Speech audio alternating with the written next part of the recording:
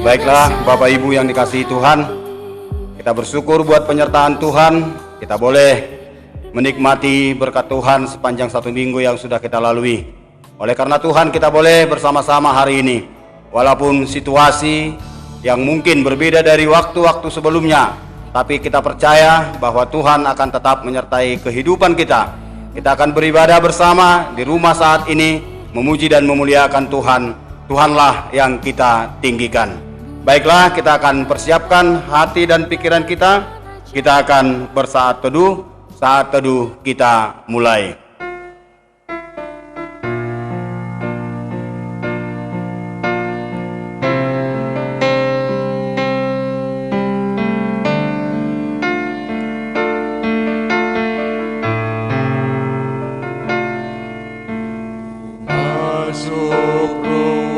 Kami bersyukur dan berterima kasih Bapa, oleh karena pertolongan dan cinta kasih Tuhan yang boleh menyertai kami, yang boleh kami nikmati oleh karena kemurahan Tuhan.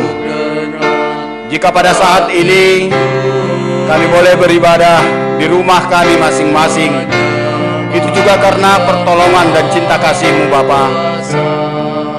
Kami bersyukur bahwa Allah yang kami sembah adalah Allah yang setia, yang mengasihi kami, memberkati kami. Perjalanan hidup yang kami lalui Tuhan adalah perjalanan di mana Tuhan ada bersama-sama dengan kami. Terima kasih Bapa di sorga. Sendengkanlah telinga-Mu Bapa atas setiap pujian kami, atas setiap doa-doa kami. Biarlah Tuhan yang kami tinggikan, Tuhan yang kami muliakan, sebab Allah yang kami puji adalah Allah yang kudus, yang senantiasa mengurapi kami, yang senantiasa memberkati kami. Terimalah pujian dan ibadah kami ini Tuhan, untuk menyenangkan hati-Mu. Biarlah Engkau sendengkan telinga-Mu bagi setiap doa-doa kami. Di dalam Kristus Yesus Tuhan dan Juru Selamat kami yang hidup, kami datang berdoa dan mengucap syukur. Amin. Bapak Ibu yang dikasihi oleh Tuhan kita Yesus Kristus, panggilan beribadah buat kita pada minggu hari yang berbahagia ini terambil dari Mazmur 134 ayat 1 sampai ayat yang kedua. Demikian bunyi firman Tuhan. Mari pujilah Tuhan, hai semua hamba Tuhan yang datang melayani di rumah Tuhan pada waktu malam. Angkatlah tanganmu ke tempat kudus dan pujilah Tuhan. Amin. Pertolongan kepada kita adalah di dalam nama Allah Bapa pencipta langit dan bumi. Turunlah kiranya atas kita sekalian anugerah dan sejahtera dari anaknya Yesus Kristus dan pertolongan Roh-Nya yang kudus. Amin. Kita akan memuji Tuhan dari nyanyian Rohani Metodis nomor 202 ayat 1 sampai 2. Betapa indah harinya.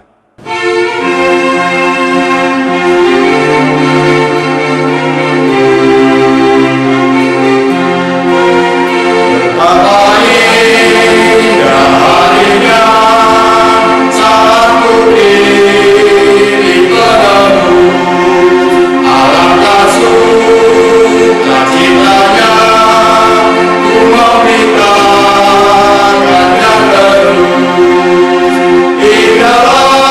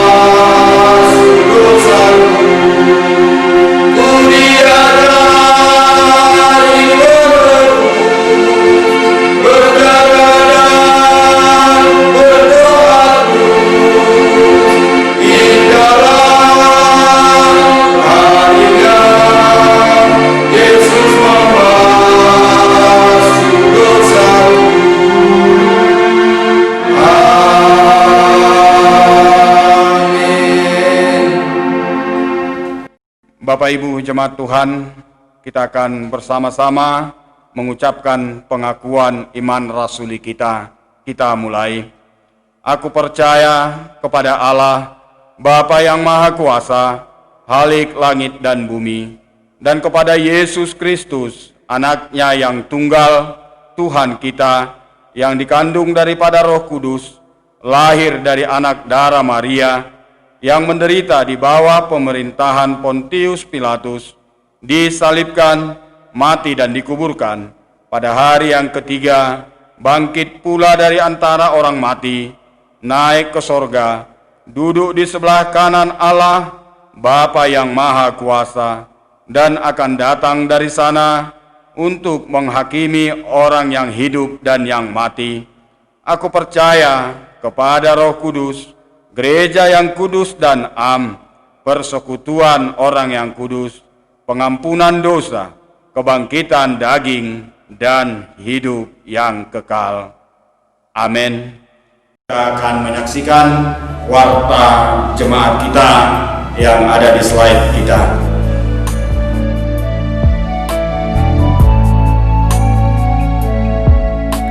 Engkau Bapa yang mengasihiku, tak kau pandang bentuk dan rupaku. Engkau mengasihiku dengan sepenuh hati, tak pernah sama seperti dunia ini.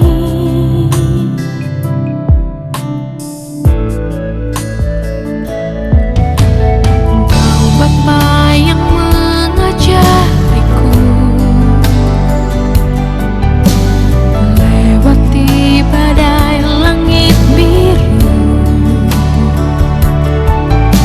Kau yang buatku terbang bagaikan raja wali, mengatasi segala pencobaan. Kau Bapakku yang baik, mengerti bahasa tetesan air mata.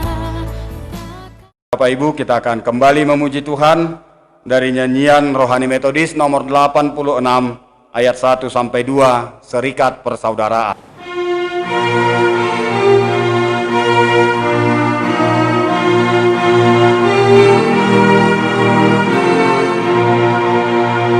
Serikat persaudaraan berdiri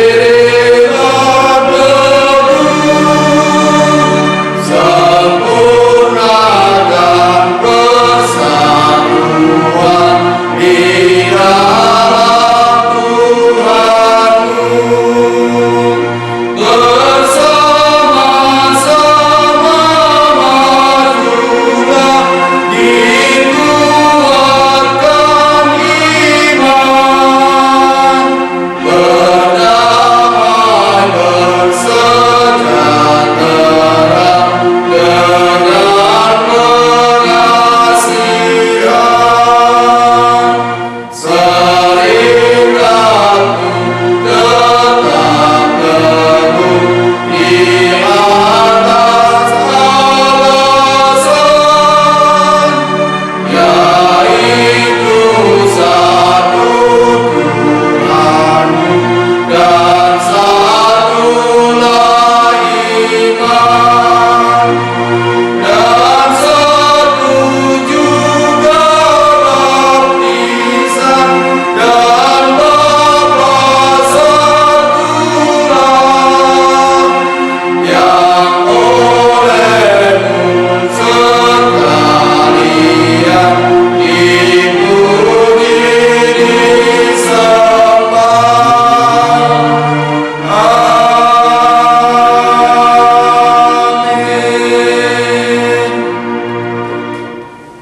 Shalom bagi kita, jemaat Tuhan yang ada di rumah pada minggu ini. Shalom sehat bagi kita dan selamat hari Minggu bagi kita pada hari ini. Kami percaya Tuhan masih memberkati dan menyertai kita. Nah, untuk itu sebelum kita membaca kebenaran firman Tuhan melalui firman-Nya, kita berdoa.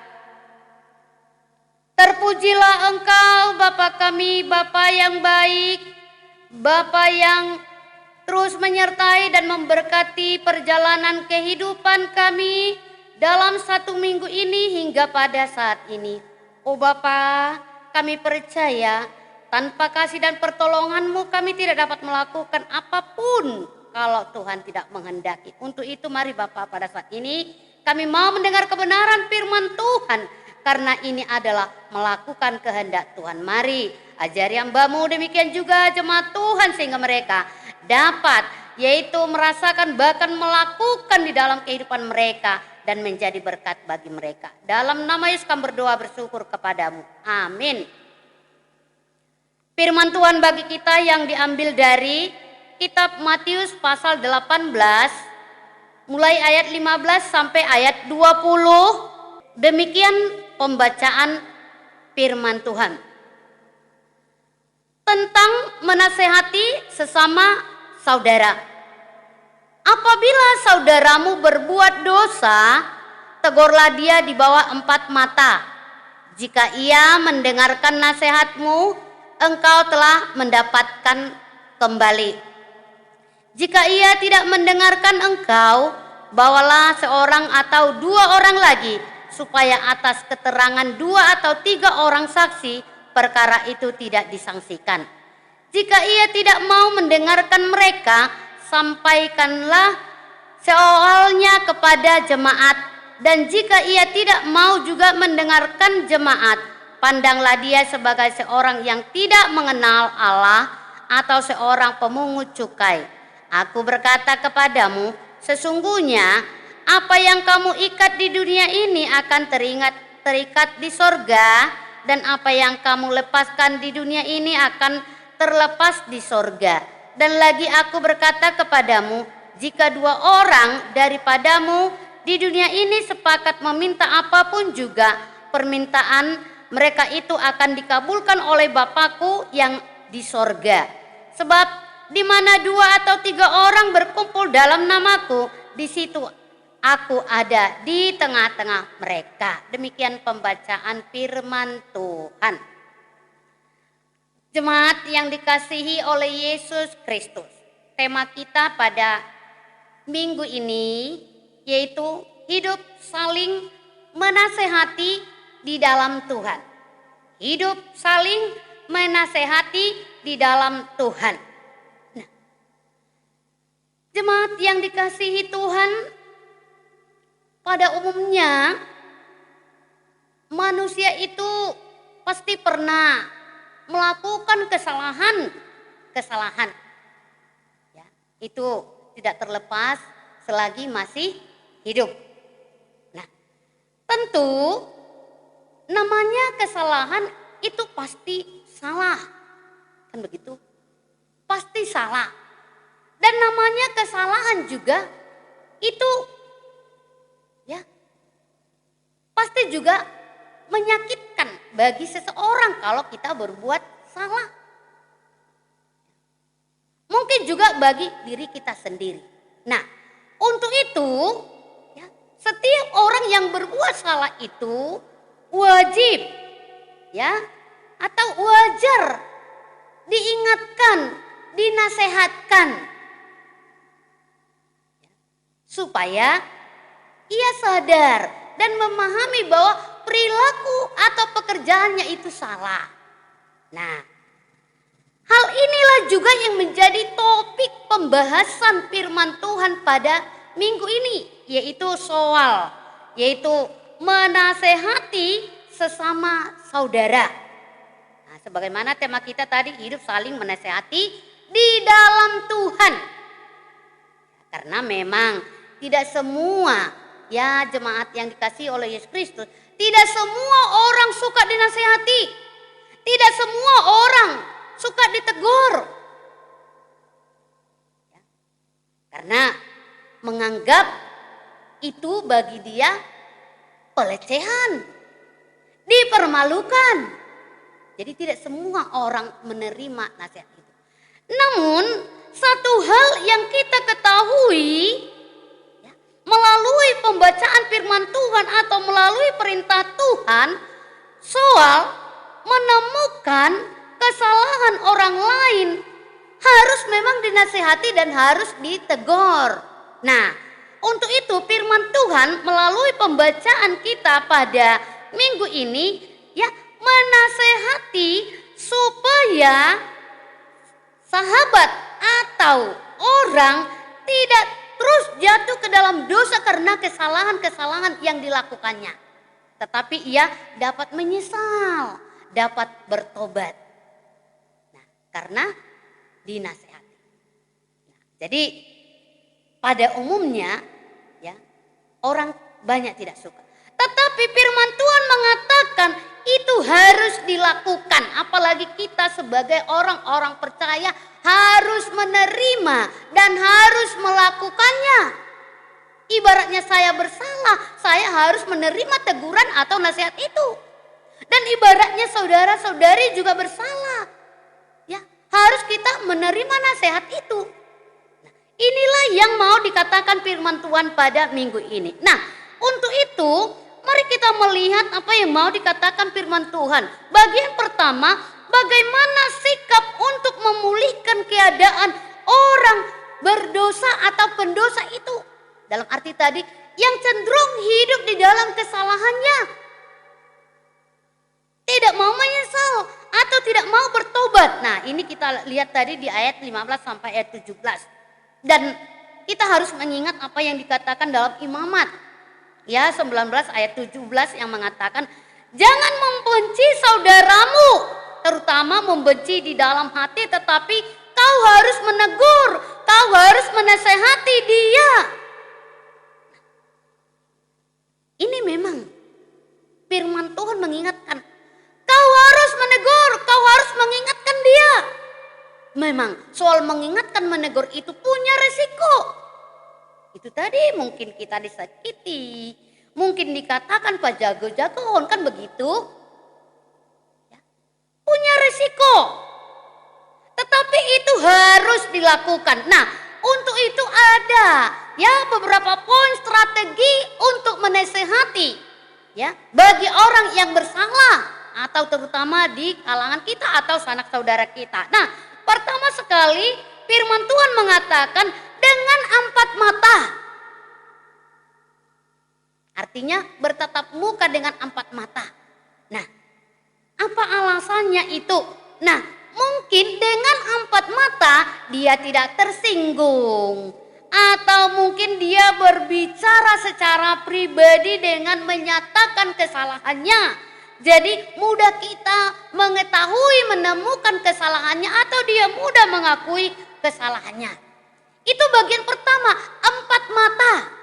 Namun kalau secara empat mata juga tidak didengar. Nah, bagian kedua dikatakan bawa saksi, yaitu 2 atau 3 orang. Supaya dalam pertemuan itu atau duduk bersama itu ada yang menyaksikan bahwa kita sudah melakukan ya nasihat atau teguran kepada yang bersalah atau seseorang tersebut. Bawa saksi. Artinya lebih menguatkan. Nah, itu bagian kedua. Nah, lalu bagian ketiga, kalau memang sudah dibawa 2 atau 3 sebagai saksi tadi juga tidak didengarkan, lalu sampaikan persoalannya kepada jemaat. Nah, artinya bukan hanya 1, 2, 3 tetapi adanya ya organisasi, adanya kumpulan, adanya persekutuan. Jadi bukan 1, 2, 3 tetapi dengan kelompok atau komunitas. Nah, itu yang ketiga. Lalu kalau memang itu juga tidak didengar, lalu apa yang dikatakan melalui pembacaan firman Tuhan? Anggap dia ya sebagai orang yang tidak mengenal Tuhan. Bahkan dikatakan di sini, pandanglah dia sebagai seorang yang tidak mengenal Allah atau seorang pemungut cukai. Nah, apa gambaran yang tidak mengenal Allah atau pemungut cukai? Cuek terhadap segala sesuatu, tidak mau menerima teguran, tidak mendengar perintah Tuhan, tidak mau diarahkan kepada jalan yang baik, tetapi hanya kemauan sendiri dengan ego sendiri. Nah, kalau ini terjadi kepada seseorang yang bersalah, mau jadi apa dia? Berarti dia tetap hidup dalam keberdosaannya.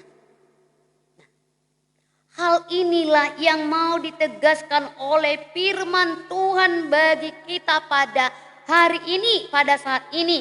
Karena sebagaimana ya tentang gambaran itu domba yang hilang.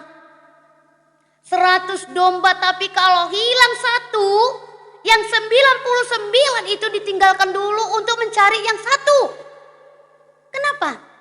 Karena yang hilang yang satu itu sangat penting dan sangat dirindukan oleh gembala. Atau boleh kita katakan dirindukan, diinginkan oleh Tuhan kita itu kembali. Demikian juga tadi, mengapa sampai 4 kali ada cara untuk menegur, menasihati. Tuhan menginginkan pendosa itu yang berbuat salah itu menyesal supaya ia kembali kepada jalan yang benar. Itu tujuan utama mengapa Yesus katakan itu dan ingatkan itu kepada kita anak-anak Tuhan yang percaya kepada Tuhan. Artinya tadi bagian pertama ini untuk memulihkan keadaan orang pendosa sehingga orang pendosa itu tidak berdosa lagi dalam keberdosaannya. Tapi ia menyesal dan bertobat kepada Tuhan. Itu bagian pertama. Bagian kedua dari nat kita tadi yaitu soal sikap, yaitu yang mengikat dan melepaskan, yaitu ayat 18 sampai 20. Nah, kita melihat bahwa tradisi orang Yahudi pada saat itu istilah mengikat dipakai untuk mengucilkan seseorang dari jemaat. Itu soal mengikat. Juga istilah melepaskan, yaitu melepaskan untuk masuk ke pengucilan agar ia benar-benar dapat sadar dari kesalahannya. Jadi dalam hal inilah dituntut kesadaran supaya ia menyesal.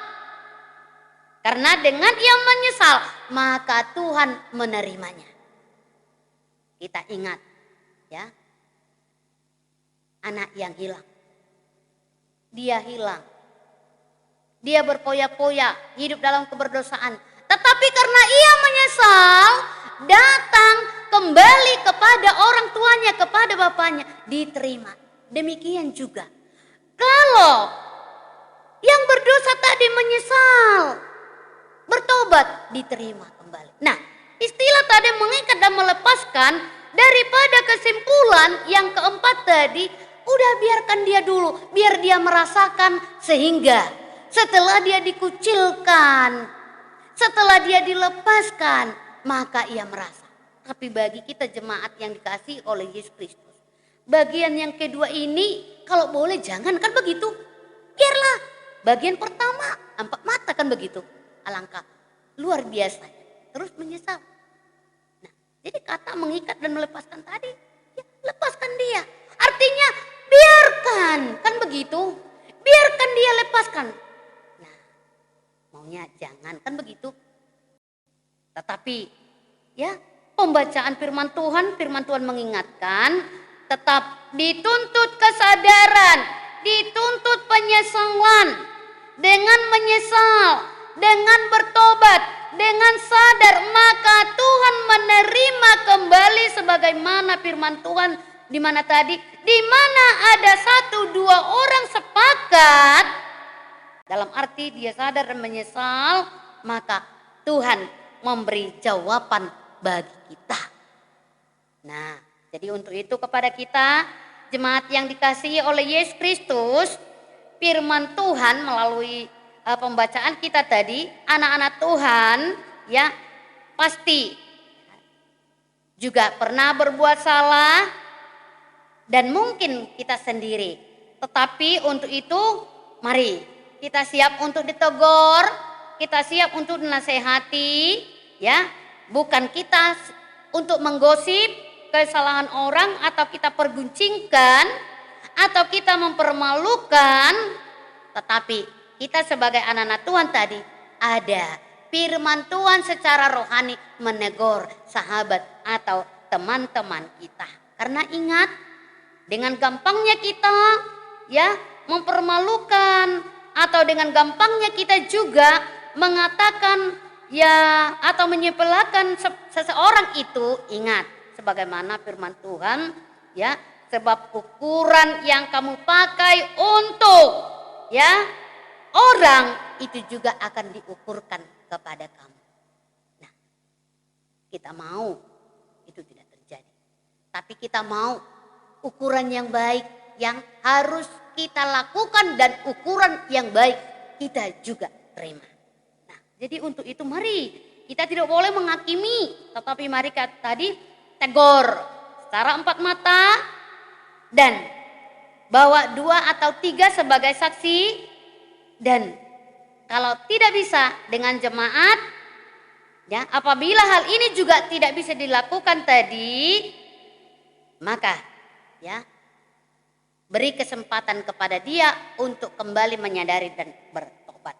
Nah, karena dengan kita menyesal, dengan kita berbalik, maka Tuhan akan memberkati kita. Artinya menyesal bertobat berarti ada kerukunan, ada damai sejahtera di dalam keluarga atau bagi sahabat kita. Sebagaimana firman-Nya dalam Mazmur 133, sungguh alangkah baiknya dan indahnya bila saudara seiman itu rukun dan damai, maka berkat-berkat Tuhan diperintahkan ke situ. Tuhan inginkan rukun dan damai. Jadi perlu kesadaran, perlu penyesalan, perlu pertobatan. Nah, untuk itu bagaimana supaya ada rukun dan ada kedamaian. Nah, sementara tadi hidup tidak terlepas dari kesalahan. Nah, mari siap ya. Saya siap untuk ditegur. Dan kita siap untuk dinasehati atau ditegur. Dan kita juga siap untuk menegur. Kan begitu? Harus ada timbal balik. Supaya ada kedamaian, ada kerukunan. Jadi tidak membiarkan, oh udahlah maumu di situ. Ingat, Tuhan menginginkan orang berdosa itu menyesal dan bertobat dan kembali kepada Tuhan. Maka Tuhan dengan lapang dada menerima. Mari anakku, pulanglah, sadarlah. Ia siap untuk menerima. Nah, untuk itu kepada kita jemaat yang dikasihi oleh Yesus Kristus, pada minggu ini melalui firman yang kita baca tadi, kami kembali mengingatkan kita dengan tidak terlepas dari segala masalah dan tantangan yang kita hadapi, baik secara pribadi, baik dalam keluarga mungkin sesama. Namun ya, bagaimana tadi cara mengatasinya? Memang kalau hanya mengandalkan kekuatan kita, kemampuan kita sendiri, kita tidak mampu. Karena apa? Ego yang datang, emosi yang datang. Tapi kalau kita undang Tuhan sebagaimana tadi, di mana ada 1, 2 kamu sepakat untuk meminta, maka aku akan mengabulkannya. Kita yakin Tuhan ada bersama dengan kita untuk mengingatkan, mungkin menegur sanak saudara kita, atau mungkin orang lain juga menegur kita, kita diingatkan. Di mana ada 1, 2, aku akan ada. Artinya dia siap menolong dan membantu kita, dan ia mengabulkan apa yang kita inginkan. Nah, untuk itu kepada kita jemaat yang dikasihi oleh Yesus Kristus, mari jangan jemu-jemu kita melakukan yang baik ya. Mari kita saling menasehati, saling menegur satu dengan yang lain, dan mari saling memelihara kerukunan bersama sebagaimana tadi firman-Nya, di mana ada kerukunan kedamaian, disitulah berkat-berkat Tuhan itu.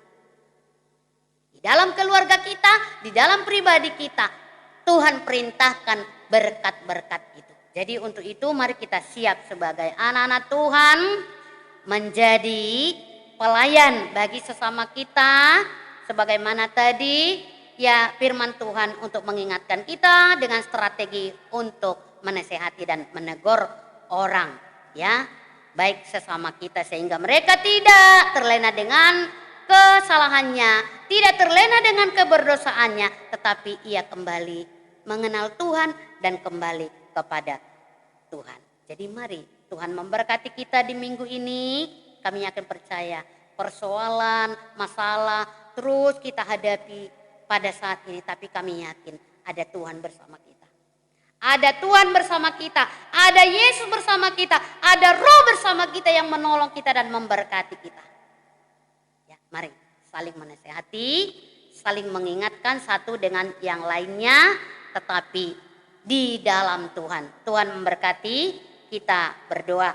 Terima kasih Tuhan, terima kasih buat kebenaran firman-Mu pada minggu ini. Kami percaya kasih-Mu terus nyata, itu kami rasakan.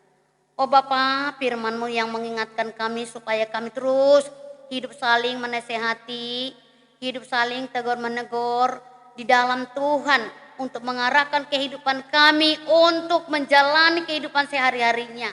Biarlah perintah-Mu Tuhan yang boleh kami lakukan dengan sistem yang sudah kami dengar melalui kebenaran firman Tuhan. Kami tidak mau hilang daripada naungan daripada Tuhan. Seorang pun tidak, tapi biarlah kasih-Mu selalu berada dan menyertai anak-anak Tuhan. Oh Bapa, pada saat ini kami juga berdoa buat jemaat-Mu dimanapun berada. Kami percaya kejenuhan pasti terjadi pada saat ini Bapa, karena tidak dapat melakukan aktivitas sebagaimana mestinya. Baik itu memuji dan muliakan nama Tuhan melalui rumah-Mu yang sudah dikuduskan. Tapi kami akan percaya di rumah pun itu Roh Tuhan tidak pernah mengubah segala sesuatu, bahkan memberkati lebih baik lagi, bahkan memelihara hidup, bahkan jiwa dan pikiran semakin baik sebagaimana firman-Mu, semakin rukun dan damai. Berkati juga Bapa pada saat ini anak-anak kami semua dalam studi mereka, pekerjaan mereka, baik mencari jodoh, demikian juga jemaat Tuhan yang pada saat ini terus menantikan kasih dan berkat daripada Tuhan melalui keturunan. Kepada orang tua kami yang lansia juga, mari Bapa, kami percaya kekuatan yang datang daripada Tuhan menolong dan memberkati mereka yang berulang tahun juga Bapa pada saat ini. Demikian juga Bapa, kami terus berdoa buat Bapak dan Ibu yang kurang sehat pada saat ini yang ada di rumah, mungkin karena situasi dan kondisi. Mari sembuhkan, pulihkan mereka Bapa dimanapun berada, terutama dengan hati dan pikiran yang terganggu pada saat ini. Kami percaya Engkau membukakan berkat-berkat-Mu bagi keluarga-keluarga semuanya. Demikian juga Bapak yang baik, kami berdoa yaitu buat Ibu kami Nyonya Tarihoran, demikian juga Nyonya Sialagan Borusi Buea. Di dalam nama Tuhan Yesus Bapak, kami berdoa pada saat ini terutama seluruh jemaat Tuhan. Berdoa bagi mereka terutama ibu kami Nyonya Tarihoran. Di dalam nama Tuhan Yesus mujizat-Mu terjadi Bapa pada saat ini. Dan biarlah dia boleh merasakan rangkulan dan kasih Tuhan yang boleh menjamah bahkan mengangkat penyakitnya dari dalam tubuhnya.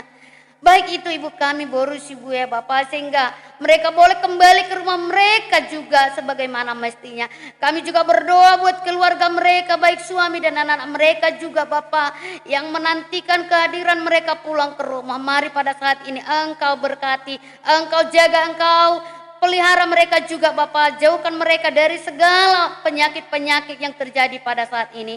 Demikian juga Bapak, kami berdoa buat negara kami ini, terutama Bapak dalam kepemerintahan, baik juga gereja kami juga untuk pelayanan kedua hamba-Mu, Bishop kami wilayah 1, wilayah 2, demikian juga Bapak hamba-hamba-Mu yang melayani, baik yaitu para hamba Tuhan, pendeta, baik itu majelis speaker yang ada di lokal dengan jemaat-Mu. Kami percaya Tuhan berkati. Demikian juga yaitu COVID-19 ini Bapak, yang terus kami dengar terus semakin melonjak.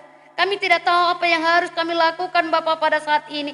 Selain pertolongan-Mu kemanapun kami melangkah, mari Engkau memberkati langkah kami, memberkati tangan kami, mulut, mata kami, menjaga, bahkan melindungi hal-hal apapun yang boleh masuk ke dalam mulut kami, terutama penyakit apapun itu. Tuhan singkirkan itu Bapa daripada mulut, mata, dan tangan kami dan kaki kami, sehingga tidak masuk ke dalam tubuh kami. Mari Bapa, kami percaya hanya Engkau pertolongan pengaduan kami pada saat ini. Terima kasih Bapa, di dalam nama Tuhan Yesus Kristus kami berdoa dan bersyukur kepadamu. Amin. Kita akan teruskan ibadah kita. Biarlah firman yang kita dengarkan tadi menjadi kekuatan bagi kita. Kita akan kembali memuji Tuhan dari nyanyian rohani metodis nomor 195 ayat 1 sampai 2 sambil kita mengumpulkan persembahan kita di rumah kita masing-masing.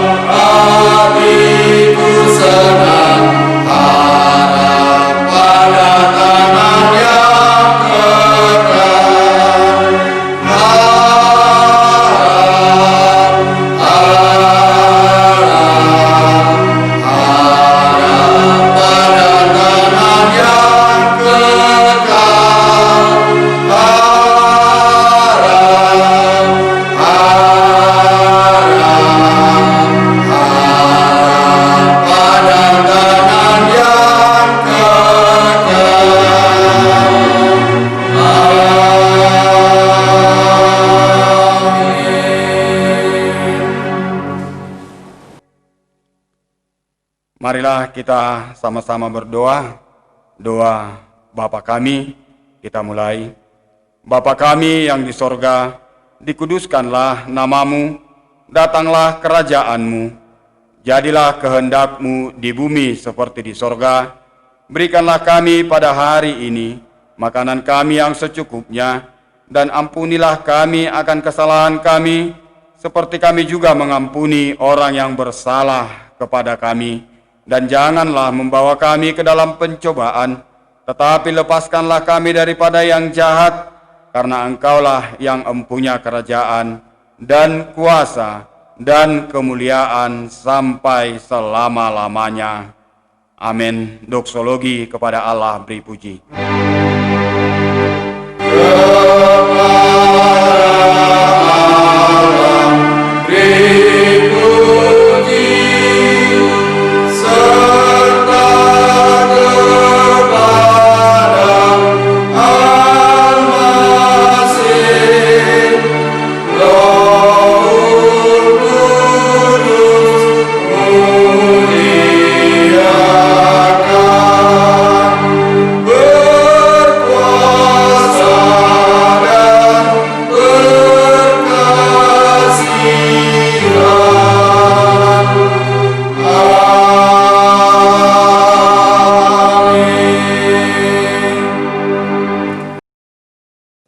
Demikian firman Tuhan.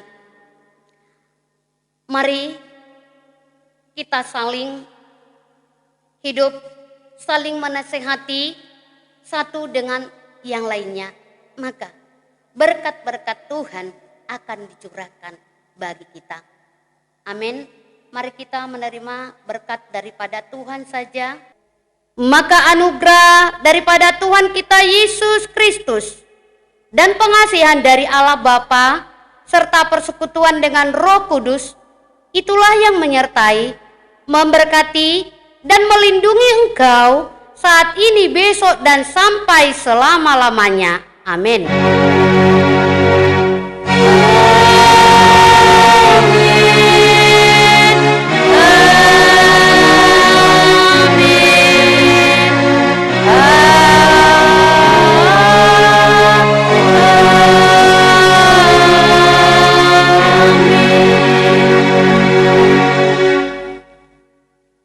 Shalom bagi kita semua, selamat hari Minggu, Tuhan memberkati.